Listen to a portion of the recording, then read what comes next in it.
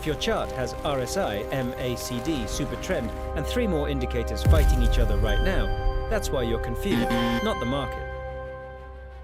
Most traders open a chart and stack 5, 6, 7 indicators on top of each other. RSI says overbought. MACD says buy. Super trend says sell. And your brain? Your brain cannot process 7 contradicting signals in real time.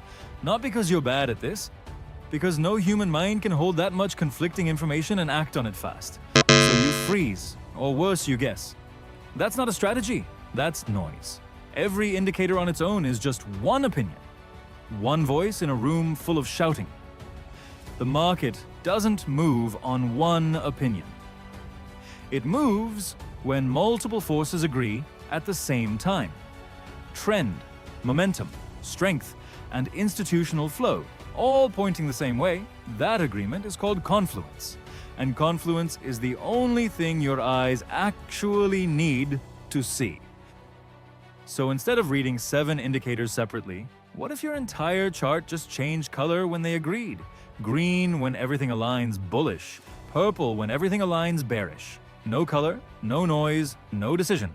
You simply wait. That's the entire idea behind this framework. You're not predicting the market. You're just waiting for the moment multiple signals stop arguing and start agreeing. This is Delta charts. Let's look at Nifty and BANKNIFTY past performance right now and watch what happens the moment that background flips.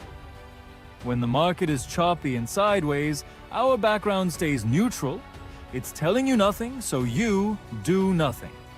The moment real trend and momentum align, the background confirms it. That's your only cue to pay attention. But here's the thing. What you just saw is only the surface. This background flip, that's just one layer.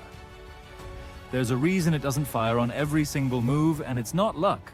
It's ADX confirming real strength, relative strength confirming it's outperforming the broader market, and RSI confirming momentum isn't exhausted.